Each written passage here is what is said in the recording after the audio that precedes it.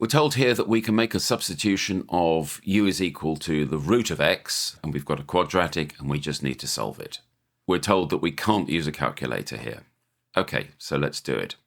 So if we make that substitution, 6x, which will be the square of this, will be 6u squared plus 7u minus 20 is equal to 0. Now we can use the quadratic formula, or we'll do a little bit of intelligent guessing. If I make that 5 and 4, because this number is fairly near, I'm going to guess 3 and 2. Let's try putting the 3 here and the 2 there. I get 10 here and 12 here, so that's not going to work. So let's try putting the 2 here and the 3 here. Now I get a 15 here and I get 8 here. And yes, I've got a difference, or I can construct a difference of 7. Positive 7 means that the bigger of these two sums must be positive. So the 15 will be positive.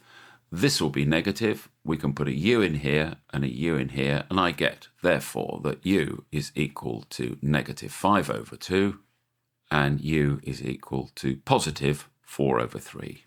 The question now is, are both these numbers acceptable? Now, the square root of x can't be negative, so we can reject this solution.